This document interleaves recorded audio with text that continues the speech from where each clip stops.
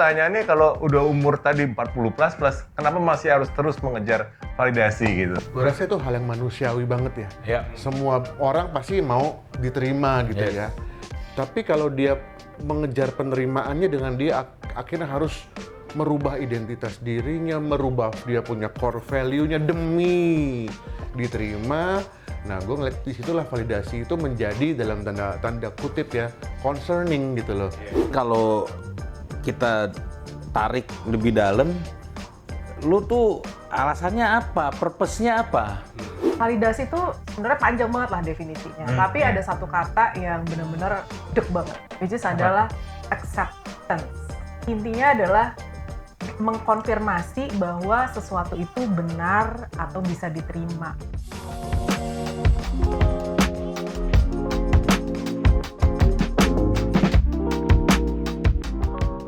Halo guys, live from Clip and Sip, tempat yang paling asik di Melawai, Cafe The Anytime Place. Nah, kita balik lagi ke setelah titik 2, dan kali ini seru banget ya, karena kita ini selalu mendengar teman-teman punya masukan, ya kan, setelah segini banyak episode kita dengar masukan bahwa, gimana ya kalau kita punya ada guest, special guest gitu ya, kemarin kita baca ya, jadi hari ini, spesial banget kita hadirkan special guest kita, Rinzi.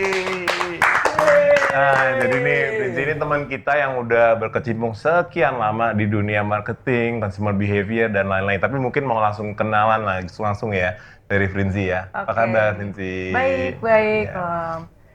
Gue kenalan aja langsung ya.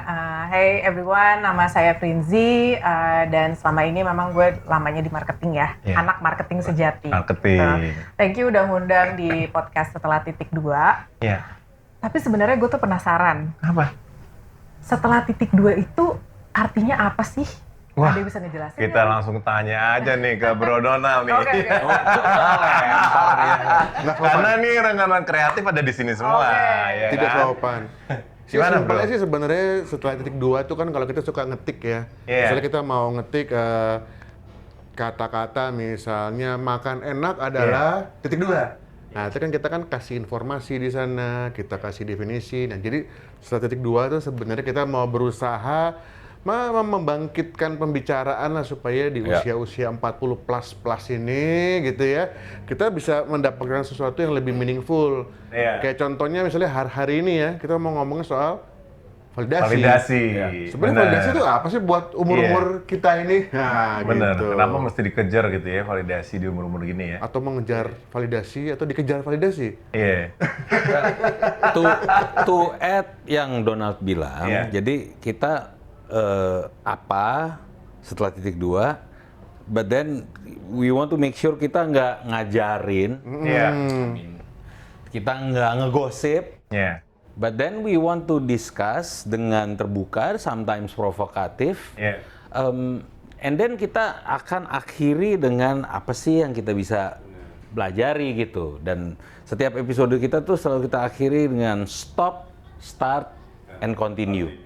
Tujuannya adalah eventually to make the better version of ourselves. Iya, nah jadi kalau udah ngerti setelah titik 2 itu apa, jadi mungkin Panjang ya definisinya. panjang nih. Tapi kita ngomongin titik 2 hari ini ada khusus nih, topiknya kita bicara mengenai validasi. Kenapa mengejar validasi itu penting gitu ya? Kenapa itu penting? Apa sih pro and cons-nya gitu ya? Jadi mungkin sekalian special guest kita nih hari ini gitu kan, kita langsung tanya aja ya gitu ya, pendapatnya gimana?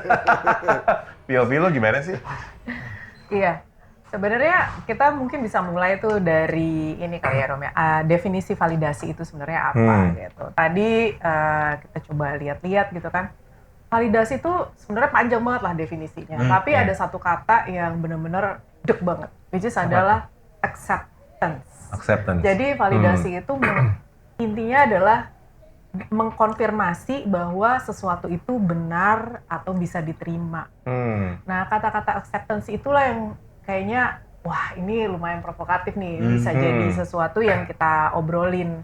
Karena secara nggak sadar, di semua usia, dan terutama kayak tadi Donald bilang di usia 40 plus yang matang-matangnya ini gitu kan, kok masih ngejar-ngejar validasi sih? Bener, itu gue bisa relate ya. Karena even gue punya anak masih umur 6 tahun, kayaknya cara dia ngejar validasi tuh dari lunchbox gitu. Kayak, teman-teman aku kok lunchbox-nya bagus-bagus gitu kan, aku juga pengen punya lunchbox kayak Smiggle gitu kan. Itu kan umur 6 tahun ya. Cuma pertanyaannya kalau udah umur tadi 40 plus, kenapa masih harus terus mengejar validasi gitu? FOMO ya? Kenapa menurut lu? Gimana? Enggak, bukan. Contoh ekstrim deh. Contoh ekstrim itu tuh yang suka, tanpa ada maksud gimana, yang baru-baru ini di Instagram terus habis itu, gue dari ngerjain bisnis ini dapat 6 juta per hari gitu. Itu tuh bagian dari validation juga, mengejar validasi juga. Iya, kayaknya itu bisa dibilang kayak begitu ya, bahwa nih lihat gue, gitu kan. Dan dia sendiri mungkin belum nggak punya jawaban sebenarnya 6 juta ini bahagia nggak sih buat gua gitu ya, mungkin makanya dia tanya, dan dia berharap tentunya ada ekspektasi ya dari orang bahwa iya lo keren banget ya 6 juta sehari, dan dia merasa mungkin feedback itu bisa jadi puas. Mungkin menurut gua sih validasi salah satu seperti itu. Betul. Nah, ini jadi makin seru nih karena kita ngomong tadi sosmed nih ya. Jadinya kan banyak orang sekarang pakai sosmed ya, nggak hanya ya siapapun lah sekarang pakai sosmed, IG, TikTok, apapun lah itu ya. LinkedIn gitu ya. Jadi maksud gua ini jadi fenomena yang menarik untuk dibahas gitu ya. Nah, kalau kita ngomong soal validasi kan ada eksternal, ada internal. Tapi kita ngobrol eksternal dulu nih. Kenapa di sosmed itu kadang-kadang bisa mengontrol kita gitu loh. Kenapa jadi kayak contoh ya, teman-teman gue tuh pada mungkin setiap 7 menit ya selalu ngecek ada IG-nya atau mungkin LinkedIn-nya. Pas gue tanya, "Lu ngeliatin apa sih?" Bilang, "Ngeliatin likes." Ngejar likes gitu loh. Tapi itu benar ya, true story ya. Maksudnya kenapa? Tapi karena padahal kan ngapain setiap 10 menit ngeliatin HP hanya untuk itu gitu. Menurut lo gimana? Salah? Ya itu bagus juga sih pertanyaannya. Cuma kalau menurut gua, kenapa itu gua nggak bilang itu salah atau benar. Cuma kita kan lagi ngobrol, bro. Iya kan, kita lagi ngobrol, lagi makan bakso gitu kan. Terus tiba-tiba setiap 10 menit dia harus ngeliat HP. Gue pikir ada telepon dari istrinya atau apa, tapi ternyata pas gue tanya dia ngeliatin berapa orang yang udah nge-like kontennya gitu loh. Gue nggak bilang itu salah, tapi menurut lo akan annoyed nggak sih kalau begitu? Kayak setiap 10 menit temen lo lagi ngobrol, dia ngeliatin likes-nya siapa, berapa likes yang udah dia punya gitu. Iya, kalau udah ekstrim kayak gitu nyebelin ya. Iya. Tapi mungkin to be fair, kita kembali ke, kita semua kan juga bekerja atau pernah bekerja di corporate ya. Tapi walaupun nggak bekerja, sebenarnya hidup kita itu udah mau nggak mau tuh selalu ada ukuran kan, bener ya. Jadi ada KPI, kita tahu itu ya, key performance indicator. Jadi selalu ada ukuran bagus apa enggak, bisa diterima apa enggak gitu. Tapi mungkin tadi contoh yang dari Roma bilang itu ekstrim banget ya. Mungkin itu yang jadi masalah. Gimana? Yang lain nganggep gitu juga nggak? Ya mungkin kan kalau memang namanya tadi keren tuh kata-katanya acceptance itu ya. Iya. Gue rasa itu hal yang manusiawi banget ya. Iya. Semua orang pasti mau diterima gitu ya. Nah yang menjadi kendala mungkin kan sekarang dia mau diterima, tapi kalau menurut gue nih, tapi kalau dia mengejar penerimaannya dengan dia akhirnya harus merubah identitas dirinya, merubah dia punya core value-nya demi diterima. Nah, gue ngeliat di situlah validasi itu menjadi dalam tanda kutip ya concerning gitu loh. Kan dan itu apa ya, semakin banyak orang. Contohnya ada teman nih, dia liburan gitu ya. Dia liburan let's say ke Vietnam lah gitu ya. Dia liburan ke Vietnam, istrinya cerita bahagia, seneng, anak-anak fun. Tapi begitu posting gitu, ini suami padahal 40 plus juga. Pas dia posting kayaknya nggak ada temen yang like banyak, nggak ada yang komen, wah fun ya. Dia tuh ngerasa, wah kok liburan gue kemarin kok nggak berhasil. Padahal nah kan ini kan karena likes-nya sedikit. Karena likes kan jadi serem gitu kalau menurut gue gitu ya. Itu sih validasi itu ya, gue rasa ini yang kita mesti setelah titik 2-nya nih. Jadi validasi sebenarnya boleh apa enggak, salah apa enggak, tadi tanya emang salah. Nah ini gimana nih buat umur-umur kita 40 plus nih. Itu menarik ya. Lo ada contoh juga nggak? Nggak, gue suka sama yang dibilang sama Donald bahwa validasi itu emang sebenarnya sih sah-sah aja ya. Maksudnya human beings tuh akan senang kalau di recognize, di accept gitu. Cuman kalau kita tarik lebih dalam, lu tuh alasannya apa, purpose-nya apa, gitu, purpose-nya apa? Mungkin tadi yang kawan lo itu purpose-nya adalah untuk merasa liburannya dikagumi orang kah atau gimana gitu. Tanpa ada maksud menghakimi atau gimana ya we need to have the right purpose dong mestinya untuk validasinya kita. Betul. Jadi mungkin kalau ngomong purpose ya benar. Tapi sekarang lebih menarik lagi karena ini sosmed ya. Kan sosmed tuh eksternal ya. Dari luar ya. Lu udah punya purpose nih. Diri lu udah punya purpose tapi lu masih ngejar banyak yang eksternal. Sedangkan eksternal itu kan dari luar itu nggak stabil ya bro. Kadang likes-nya mereka bisa nge-likes banyak gitu kan. Who's hot, who's not gitu. Benar nggak? Pernah dengar nggak? Kadang you're hot, kadang-kadang you're not gitu. Kadang-kadang you're still hot, tapi kadang-kadang you has been. Nah benar nggak? Jadi kalau eksternal itu nggak stabil, gimana bikin external validation ini kita bisa tetap waras gitu loh, tanpa harus ada ngeliatin berapa banyak atau turun atau naik gitu. Gini mana menurut lo? Gue mau nanggepin tadi yang kasus si Vietnam. Iya. Karena sebenarnya ada dua pihak eksternal di situ. Pertama adalah pihak eksternal tapi yang keluarga. Ada eksternal gitu. Nah, sebenarnya kan kalau dipikir-pikir, loh keluarga lu happy kok. Ya kan sebenarnya kan likes and thumbs up-nya itu yang lebih penting di mata lo tuh yang mana? Masa lu lebih mentingin orang-orang luar yang nge-like, ya kan, dan menihilkan anak-anak dan istri lo yang sebenarnya happy gitu, ya kan? Boleh follow up question ya, ini ngomongin soal tadi ada orang dekat, orang luar ya, let's say ada ring 1, ada ring 2 ya. Tapi yang menarik adalah 2-3 minggu terakhir ini gue sering ngobrol sama Gen Z juga kan, tapi mungkin nggak hanya Gen Z, banyak juga yang lain. Mostly people tuh punya 2 account. Pas gue tanya kenapa lo punya 2 account Instagram? Karena gue punya 2 ring, ada close, people ada yang enggak gitu kan. Terus tapi pertanyaan gue berikutnya, kenapa lo nggak pakai close friends saja fitur yang ada di Instagram gitu. Tapi sebenarnya lebih gini, kenapa mesti harus punya 2 account untuk tetap bisa menjaga orang yang dekat, orang yang di luar ada berapa? Gue nggak paham, terus terang gue nggak paham. Ada insight sih, karena kalau gue lihat dari Gen Z ini ya, tanpa bermaksud menghakimi gitu, tapi dan ini bisa jadi dan sebenarnya ada juga ya yang 40 plus ini juga yang punya 2 account. Second account nih, gitu kan, tanpa menunjuk ya di ruangan ini gitu. Jadi kadang tuh kebebasan berekspresi. Nah itu juga yang mungkin kalau lo nggak dilihat oleh orang-orang yang mungkin akan bilang, lo kok ngapain kayak gitu, mungkin mamanya yang ngomong gitu atau papanya ngomong kayak gitu, benar. Dia kan gitu. Kalau dia pakai second account kan orang-orang tersebut tidak yang ngejudge dia itu nggak ada di situ. Jadi keinginannya untuk dapetin likes dan validation dari eksternal tersebut itu dia bisa go all the way, gitu. Bisa jadi seperti itu. Menarik ya. Jadi validasi ini mesti hati-hati ya.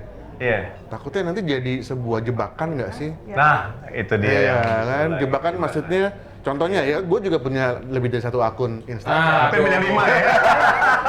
Tapi karena mungkin bahasa. Gua masuk yang mana bro? Di Akhirnya ngaku kan?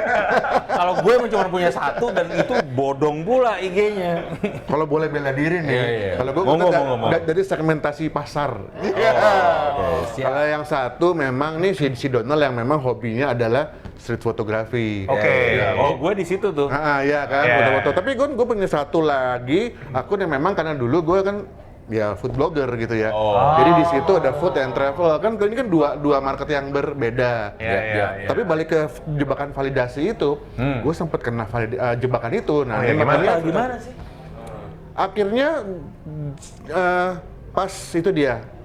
Zamannya dulu lagi rame, misalnya kalau foto street food nih ya, foto-foto yang pakai low shutter, jadi gambarnya bergaris-garis gitu. Iya, gue inget tuh. Ya kalau kita lagi foto itu lagi tren, ya likes-nya bagus.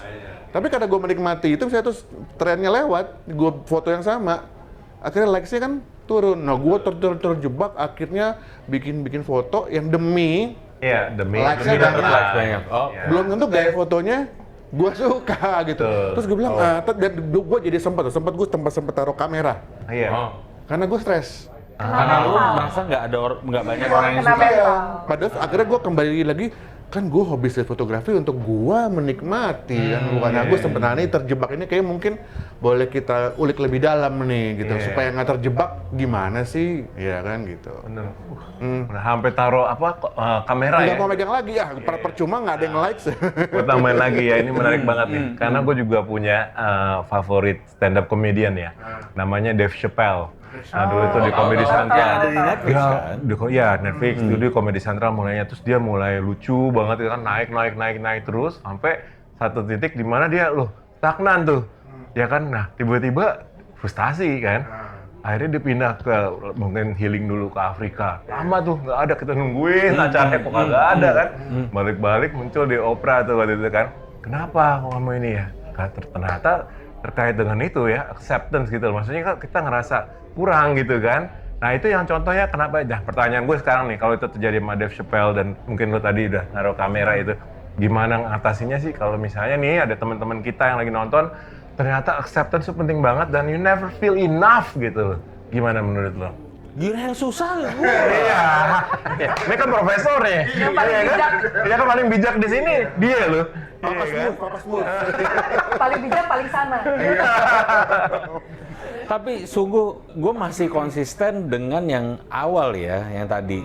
What is your purpose gitu? Dan menurut gue kalau purpose lo tuh nggak baik, ya akhirnya jadinya nggak baik juga sih yang lain-lainnya.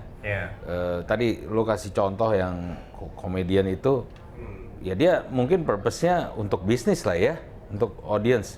Nggak ada yang salah juga dengan itu. Tapi kan memang keadaan kan berubah terus. Jadi you have to adjust juga. Ya mungkin dia nggak adjust, I don't know ya, gue nggak ngikutin. Begitu pula juga dengan orang yang sampai tadi kayak lo bilang setiap 3 menit ngecek, what is your purpose gitu. Karena kan, ya udah deh, gue kasih contoh konkret aja kayak gue deh. Gue juga jujur, gue cuma punya sosmed tuh yang genah itu, maksudnya yang genah yang emang gue pakai gunakan setiap hari itu adalah LinkedIn. Well, dengan apa yang gue sedang building sekarang, ya my career sekarang, LinkedIn itu emang penting karena gue bersosialisasi, berinteraksi dengan either my colleagues atau my clients atau kayak gimana. Dan of course kalau likes-nya banyak ya gue seneng. Kenapa? Karena pesan yang gue ingin sampaikan di-accept sama orang kan. Tapi kalau misalnya yang gue likes-nya tuh nggak sampai 100 atau 200, my understanding, ya udah emang target market gue emang gue udah sesuai dengan yang kayak begitu gitu loh, nggak apa-apa gitu. Tapi interesting ya, kalau kita semua di sini dikasih challenge untuk puasa sosmed selama 2 minggu. Nggak mau kan ya kan? Ya lu gimana? Puasa sosmed 2 minggu, LinkedIn, IG, TikTok, whatever it is, kita nggak pegang dulu 2 minggu. What do you think? Bisa nggak kira-kira? Berat ya? Benar ya? Berat ya? Tapi mungkin alasan beratnya itu ya nggak tahu apakah di ruangan ini semua alasannya sama gitu. Karena yang bikin berat itu bukannya nantinya gue tidak mendapatkan likes dan whatever, karena bukan itu yang gue kejar dari sosial media, tapi lebih ke satu, mendapatkan berita dari either teman, keluarga, ataupun orang-orang atau brand yang gue follow. Purpose nih ya. Purpose-nya. Benar, jadi it's the connection and the news. Yes. Correct gitu. Jadi kalau relate kepada validasi nih, seandainya pertanyaannya adalah mau nggak puasa 2 minggu for the sake of lo akan khawatir nggak lo nggak dapat all those, you know what? I'm fine with it. Nggak apa-apa ya. Enggak. Lo puasa? I'm fine with itu kayak keren nih. Kok bisa ngomong I'm fine with it? Kenapa gitu kan? Banyak orang yang kalau nggak ada likes is the end of the world maybe gitu ya. Bener loh, ada orang yang sampai stres loh, bener. Oh, ada orang yang sampai ini kok sampai committing suicide juga. Nah, mumpung guest star, kita tanya nih, why I'm fine with it? Goes back to the purpose of me using social media. Karena tidak mengejar itu gitu. Jadi karena ada tuh beberapa case kan ya, dan ini real life, gue bisa melihat gitu. Dan dulu gue sempat ada yang kayak gitu tuh masanya ya, dimana kalau misalnya pada saat sebelum posting sesuatu itu kayaknya materi postingnya itu mesti ini udah bener belum ini gitu kan, foto lagi gitu kan. Kalau bentuknya video edit. Yeah. Begitu diposting dilihat, aduh 5 menit nggak ada reaksi nih, take down gitu kan. Jadi nah yang kayak gitu kan lama-lama ya lelah banget hidup saya gitu kan. Nah akhirnya kembali tapi terus apa sih purpose-nya gitu. Terus gue bertanya sama diri sendiri, emang gue mau jadi content creator? Enggak gitu kan. Emang gue dapat bisnis apa dari ini? Nggak ada gitu. Terus kenapa gue harus peduli gitu. Kembali tadi mungkin beda dengan misalnya case-nya kayak Patrick pakai LinkedIn. Gue juga pakai LinkedIn. Nah kalau di LinkedIn itu validation is important. Betul. Kenapa? Karena ya klien di situ, the professional network is there gitu. Tapi again, I think Patrick said the right thing gitu ya, which is adalah, are you gonna lose sleep over it gitu? Nggak bisa tidur? Nggak juga. So going back to your question, please. Quick answer, nggak ada masalah buat Bisa, gua. Nggak ada masalah. Karena again, definisi gua sosmed tuh LinkedIn aja ya. Karena gua nggak punya yang lain juga gitu ya. Gua punya satu account IG tapi itu IG bodong lah, hanya untuk ngelihat anjing-anjing dan juga makanan-makanan. Enggak, karena gue emang I'm a dog person lah, sama Frinzi. Gua tahu persis. Nah, jadi nggak ada masalah. Dan emang terus terang LinkedIn itu juga banyak gunanya juga. Gua lihat industry updates apa segala macam. But I can always get from other sources gitu. Enggak, itu sih. Iya. Alright, cool. Jadi Dia belum jawab. Udah tadi. Udah deh. Atau bisa, cuman tadi purpose ini menarik. Jadi gue mungkin kalau boleh tambahin sedikit ya, bukan tambahin ya, sharing gitu ya. Jadi akhirnya gue pakai sosial media itu balik ke purpose. What is my purpose? Jadi purpose itu tuh lahirnya dari dalam, gitu ya. Dan memang kan gue juga banyak berkecimpung di dunia marketing gitu ya, terutama di UKM gitu. Dan jadi purpose-nya apa nih? Purpose-nya gue lihat, gue mau membantu UKM. Jadi gue nggak lihat, kebetulan gue cuma membagikan apa yang mereka perlu. Gue nggak nyari likes-nya, gue lakukan dengan happy, gue damai, gue merasa udah fulfill, udah gue bisa impact. Dan nggak terjadi apa. Lucunya DM masuk 1-2 orang, tapi mereka bilang berterima kasih, thank tipsnya, dan buat gue, oke. This kind of validation yang sehat menurut gue. Yes. That's a meaningful validation.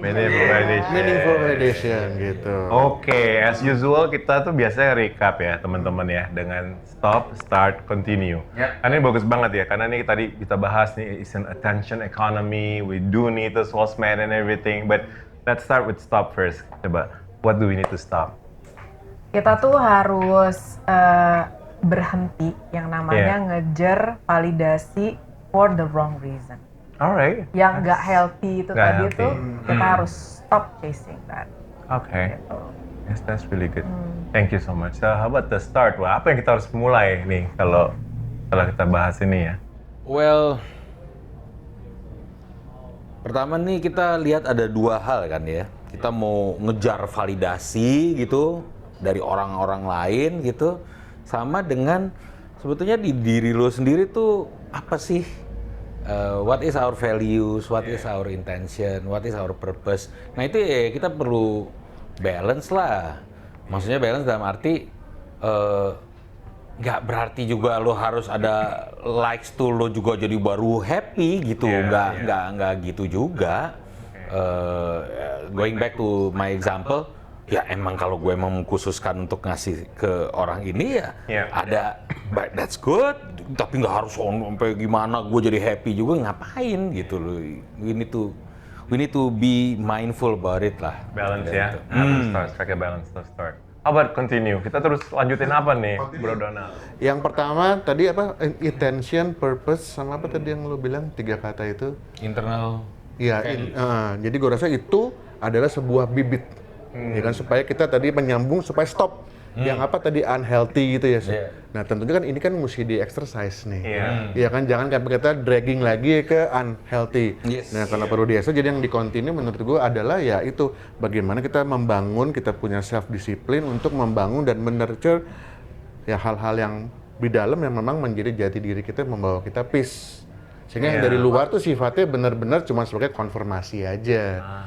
Mungkin itu yang harus kita continue, menurture, membangun, mendisiplinkan diri. Dan yang kedua yang kita continue adalah menonton podcast ini pasti. Tapi boleh subscribe juga dan like dan komen, komen. gitu ya. Komen, terutama yang nggak setuju. Ya, Komen gitu, gue nggak setuju omongan lo. Kita seneng tuh yang gitu-gitu. Nah, boleh ya untuk ini, boleh teman-teman yang komen dan mungkin aku kasih pertanyaan ya. Tadi ada bilang fine with it. I like that ya, to fine with it. Jadi pertanyaannya kapan teman-teman ngerasa enough gitu, kapan teman-teman merasa fine with it gitu ya. Jadi boleh tulis di komen di bawah ini ya. Kita nanti banyak diskusi lagi ya Bro Donald ya. Thank you so much ya Bro. Thank you so much dan thank you sis. Thank you sis ya. Thank you. Sis udah mau bilang bro and sis ya kan. Tapi Gen Z ngomongnya bro kok semua sekarang ini dipanggil bro katanya gitu Wah, sih. sis lah. Iya. Ada Sama gitu ya. Kak. Sama Kak ya. Thank you Kak Prinzi ya kan. Oke, sampai ketemu lagi kita di episode berikutnya ya teman-teman ya. Jangan lupa like, subscribe dan share kalau kalian pada suka konten kali ini. Thank you teman-teman. Bye.